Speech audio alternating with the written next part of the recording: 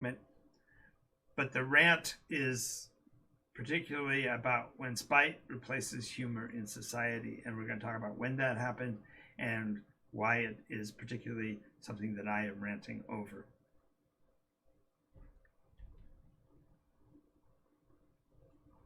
I hope you're enjoying the show so far. If you do, make sure you click the like button down below. Follow us on Facebook.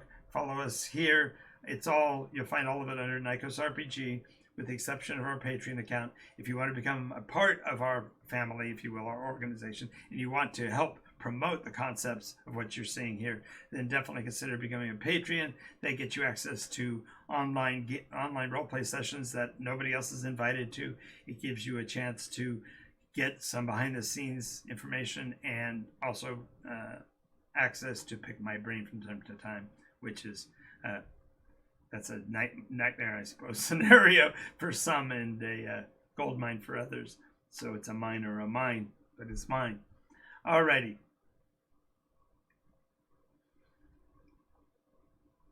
When I was a child, when you heard that somebody was going to do a comedy sketch, almost always it was on television because there wasn't a lot of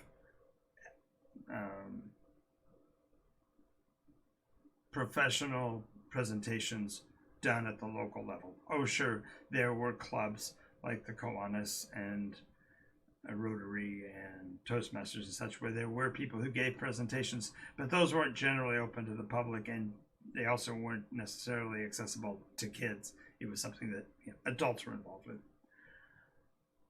But when you did, your audience was polite, your speaker was polite. There was a unwritten but understood rule that said that humor should be something that's funny. Should be, maybe it's going to be irreverent, maybe it's going to be ironic, perhaps it's going to be sarcastic, but generally speaking, it's going to be humorous. Then along came some humorists that weren't so caring about those things, and I could pick out names, and if I picked out names, there are people that would say, well, that's because of their background, it's because you were raised in a certain way, you weren't exposed to the other forms of humor, etc. But what I'm going to tell you is that at some point, it no longer was laughing together or laughing about something, it was laughing at someone. And this concept of picking on somebody was not a situation of making light of a condition, situation, and oh, by the way, this individual. No, it was collective humor. And my dad was horrible at this. When I was a kid, my dad would get himself into so much trouble by oh gosh, something's going on here.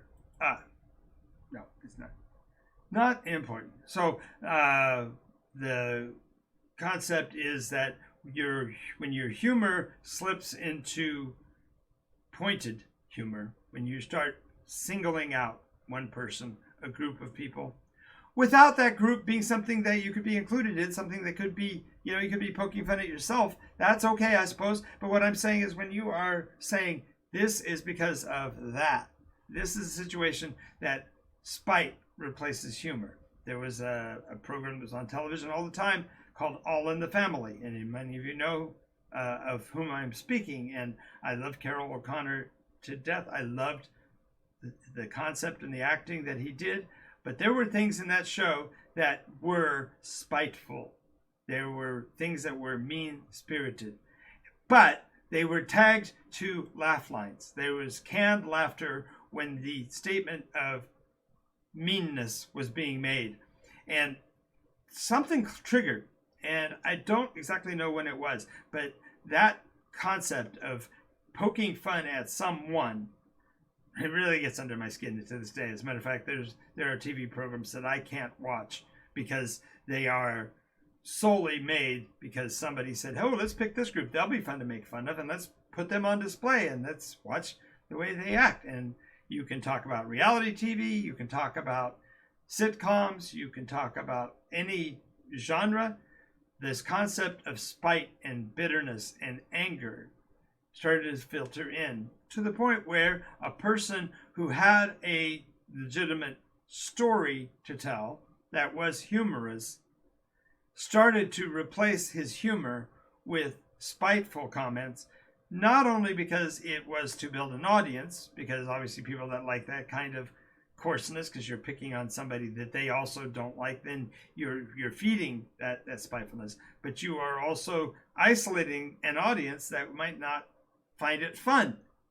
So this goes back to my point is about fun in the first place. We have to stop making spite funny. We need to stop poking at other people. In argumentative logic, there's a term ad hominem, and it's a Latin term, and it means to the man, to the person. And an ad hominem is not relevant. It's not useful in an argument. It's not a legitimate argumentative point. When we have turned our comedians into spiteful jesters who only point at the people that we like them to pick on, that's no longer funny. That's no longer enjoyable. That's no longer fun. It's now a burden, both on them, because now they have to maintain that, and it's also on us as watchers because we are forced to hold that view, and that is not to be accepted. We are not to do that. When I was a little, and again, back in my day, back in the olden days, you were told, if you've got nothing to say that's nice, don't say anything. That doesn't mean you shouldn't have an opinion that you hold. It means that you don't broadcast or express that opinion if it's going to disparage or harm somebody else in the saying of it. If you don't have something nice to say, don't say it. Which leads people to do things like, well, I really like the way he's a loser. I mean, that sounds like it's being, I said I like, but it's not a fun experience. And so it is where a facet of this, I think, is that we got to the point where we started to make the letter of the law more powerful than the spirit of the law.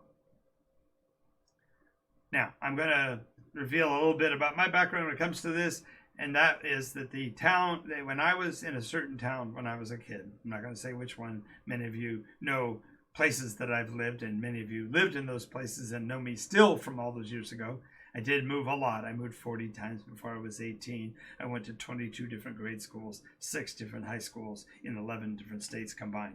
So I was everywhere. So if you don't recall my name, but you kind of recognize the face, or vice versa, you recognize the name, but you can't place the face, know that I was that little scrawny kid in school.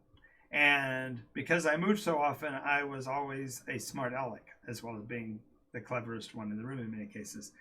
The intellect is still there, but there are times when my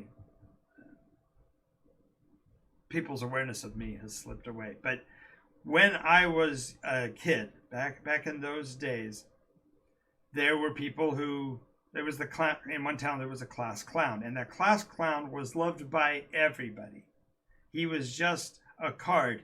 He made even me laugh at certain things that he would do. He had a nuance and a sense of comical timing that just made him a joy to be around. But I didn't fit his idea of what a classroom should include, because I was the straight A student that was breaking the curve for the class clown C grade students who now had to explain why they got a D on a paper because somebody else got a grade and skewed the numbers, and therefore only certain people could get a C, and now they weren't. He was one that was harmed by that, and I get that there was frustration with me about it, but the reality was his sense of spite, his sense of meanness would come out in his bullying. Everybody else would be laughing because it was a funny thing that he said, but the cost of that funny thing was somebody in the room. And that has led me to where I am right now, and that is we need to get rid of spite. We need to go back to where humor has to meet everybody's expectations. We need to be able to laugh together, and when we choose to peck and bite at each other, we're harming our culture. All right, so now I'm going to get off the rant now. I'm winding down. Okay. I can tell I was a little passionate about that one, so I apologize for perhaps some of the aggressiveness that I took on in that part. But man, that really bugs me. All right.